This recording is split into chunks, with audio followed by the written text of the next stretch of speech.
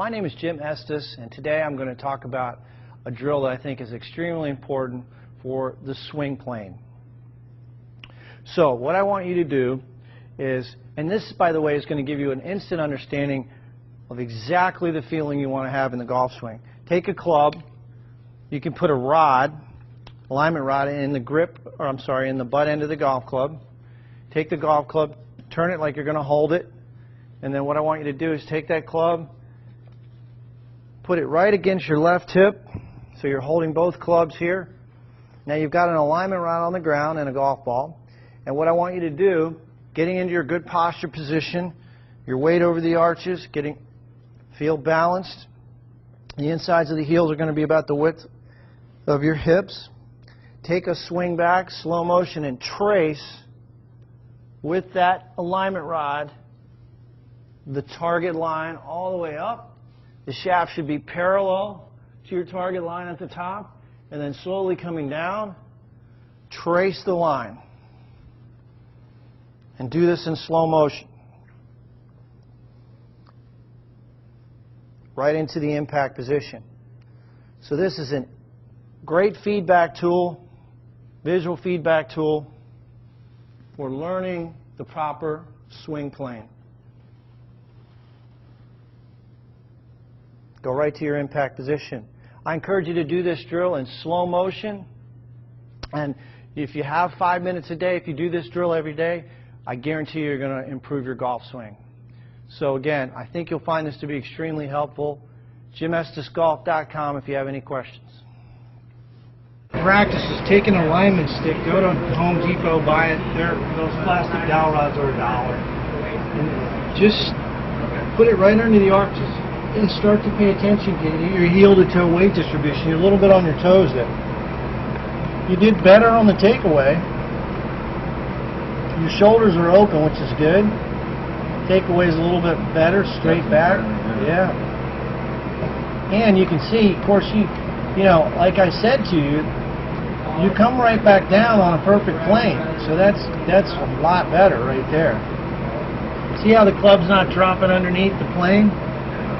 Well, when you first started, your club was way inside coming down. So like right there, I mean, I'm just wondering, because that one sliced, but well, it didn't slice. What you did was you hit it on the heel of the club. So if we zoom in on this, you can see right there. You see where that club's striking the ball? There's the ball. There's your club. So the reason it started to the left, there's impact. If we zoom in on that, the reason it started to the left has nothing to do with anything but contact. Anything starting hit here, when the ball collides with the face deflects closed. And so the ball will always start left. So anything hit in here will always fade. Anything hit here will always start to the right and draw. So anything hit here is a good thing, which you already knew. But yeah, so that's a misnomer to think that, you know, hey, you would go, hey, I sliced that. No, you hit it on the heel, which causes a slice. But what's good about this is if you look at the swing,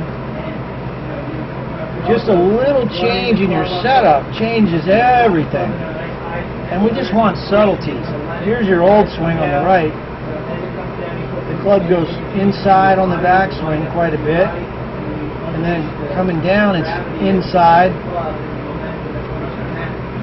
Here you're going back straight, or a little in, but what's nice is coming down you're right on the yellow line. So that actually will get you hit straighter shots than that on the right. That's a push swing. So we're going to keep working on that. I'm going to take a video from face on. So the question is, why'd you heel it? Well, you set it up on the heel.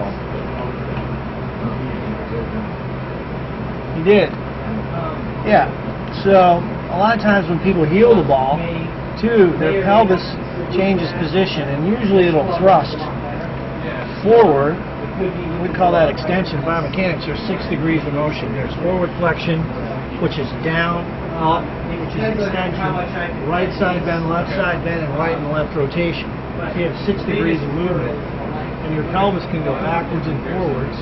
It can tilt right and left, and it can rotate right and left. So if you have excessive thrust, that'll push your hands toward the ball. People say, well, that's all well and good, Jim, but how do I fix that? Well, when you stand up on your backswing, your pelvis moves forward. Your head's up an inch, your pelvis is forward an inch.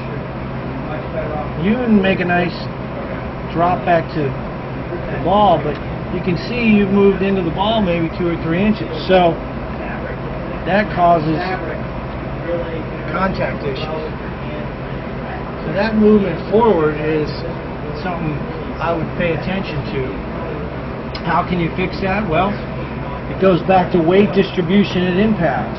If your weight's on your toes at impact, which I gotta say it is 98%, or whatever that is, 88-12, too much on your toes.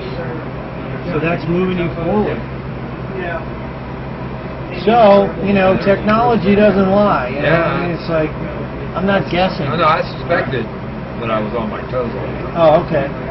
So what you want to do, you know, is practice at home, working to get this weight into the left heel, pushing that left hip back, straightening the left leg. And you don't think about that stuff, of course, you can't, but you just work on getting. I actually have the feeling that I'm lifting my left toe off the ground sometimes when I'm practicing. That's a good drill. So, in short, I would just work on the takeaway and the ball position and the shoulder position. By moving everything forward, you take care of all the problems. You give the club more time to square up. If we move it that much forward, we have a little more time to square up. And the takeaway. So